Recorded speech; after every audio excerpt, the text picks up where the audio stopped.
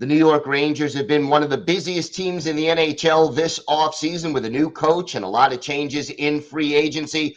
John Chick of Locked On Rangers joins us to talk about that and all things New York Rangers coming up on the Locked On NHL podcast. You're Locked On NHL, your daily podcast on the National Hockey League. Part of the Locked On Podcast Network, your team every day.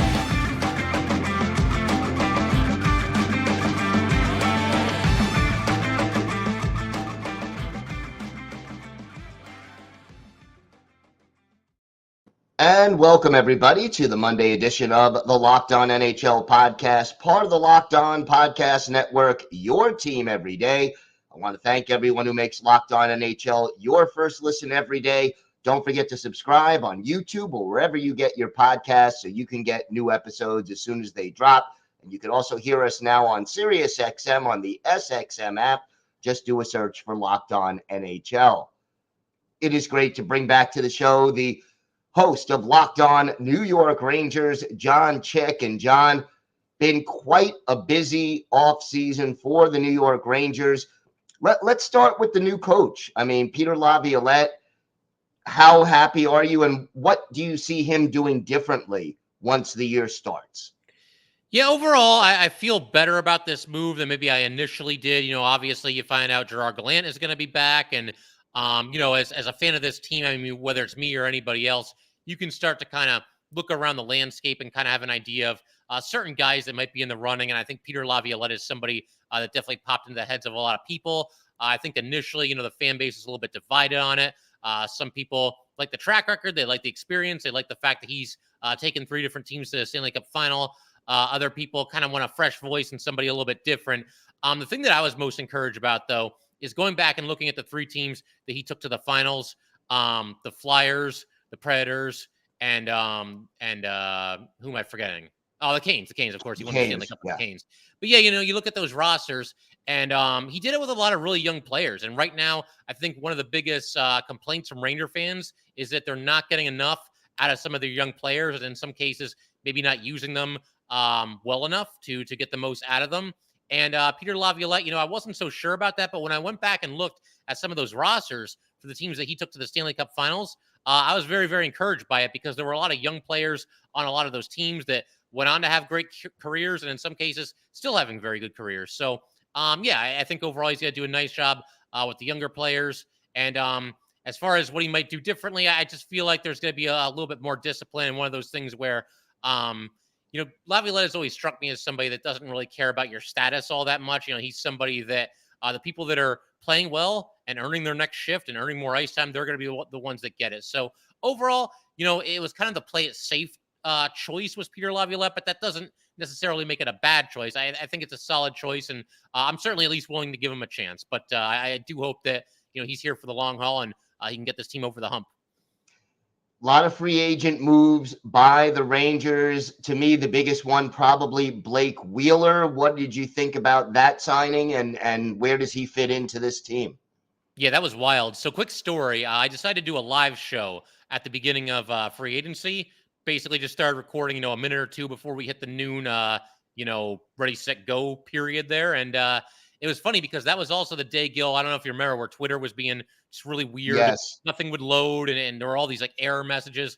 And I'm like trying to do this live show and like look at Twitter. I've got the NHL Network on, but I also had the chat, and a couple people in the chat were saying, "Oh man, Blake Wheeler, we got Blake Wheeler." And I'm like, oh, wow, really? Okay. And then they said 800K. And I'm like, you got to be kidding me. You guys are messing with me. There's no way. But it's cool. Blake Wheeler, a little bit older now, 37 before the season starts. He's about to turn 37 or just has, one or the other. But yeah, I mean, obviously not at the height of his abilities and the peak of his career right now, but still a solid player. Had a good season last year with the Winnipeg Jets. You look at the fact that the Rangers, their biggest weakness for quite some time has been right wing. That's his primary position.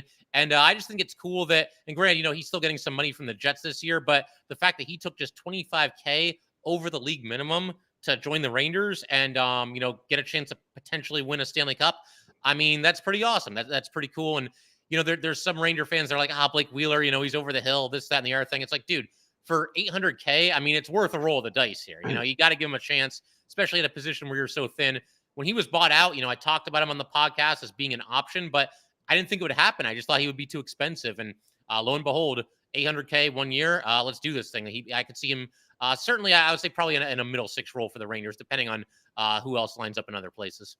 And certainly a lot less pressure on him here than there was in Winnipeg. Yeah, for sure. I mean, he doesn't really need to be the guy here like he was in Winnipeg for all those years. Obviously, he was the captain, stripped of the captaincy going into this past year. And, talking to Harrison, who does an awesome job with Locked On Jets, by the way, I got some intel on Blake Wheeler from him. But, I mean, it sounded like the writing was kind of on the wall as far as him potentially being bought out this past season. And maybe it even started with him losing the captaincy there. And, I don't know. The Jets, they're one of those teams that's kind of caught in between. They made the playoffs this past year, of course, but they've got this kind of weird mix of like the old guard and the new guard, and I don't really know what's next for them. But to me, it's not all that surprising either that they ended up buying out Blake Wheeler. Once again, what was surprising, the fact that the Rangers got him for just six figures, that really surprised me.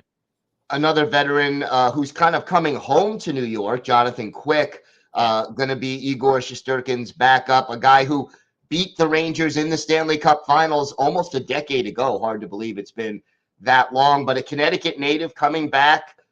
It seems like a pretty good fit to me. I mean, worst case scenario is he's done.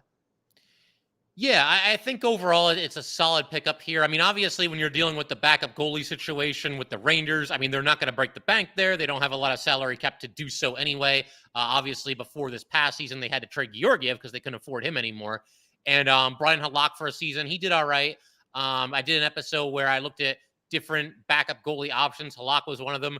So too, though, was Jonathan Quick.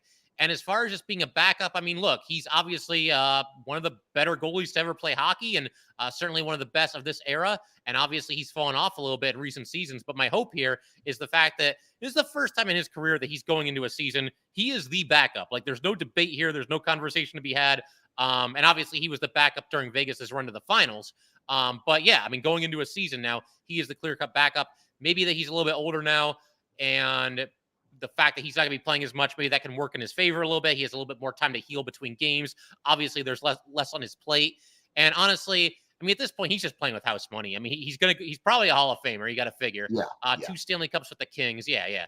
And also now one with the Knights. I mean, hey, he can get a 4th and do so close to his home in Connecticut here.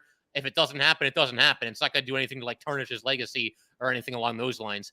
And knock on wood, but like if anything were to happen to Igor Shesterkin in the Stanley Cup playoffs, like I'll take my chances with Jonathan Quick, maybe setting back the clock a couple of years over just some random goalie who's bounced around the league and is now playing for the Rangers. I'll take my chances with Quick. And obviously we hope it doesn't come to that, but yeah, I thought that was a fine signing for the Rangers, and you just keep your fingers crossed that he can adapt to being a backup and he's got a little bit left in the tank. What, if anything, does this team still need to do before training camp? I know the cap is tight. Cap is tight almost everywhere, but what, if anything, does this team still need to do? Yeah, the only big thing left on the checklist really is Alexis Lafreniere, restricted free agent. They have to come to some kind of an agreement with him and his camp and get him under contract. Besides that, I mean, there's not really a whole lot else. There's some other Ranger UFAs who are out there, but again, there's no cap space.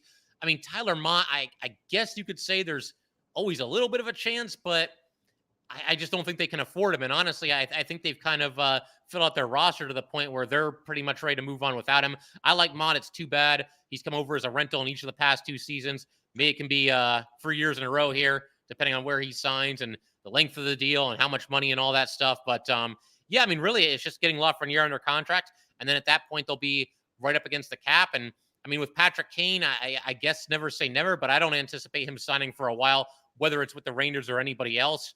I guess we'll cross that bridge when we get to it, but obviously, he had the surgery and he's not going to be ready at the start of the season anyway. So that's a situation that we'll monitor on Locked On Rangers, but it's kind of just wait and see as far as Kane is concerned.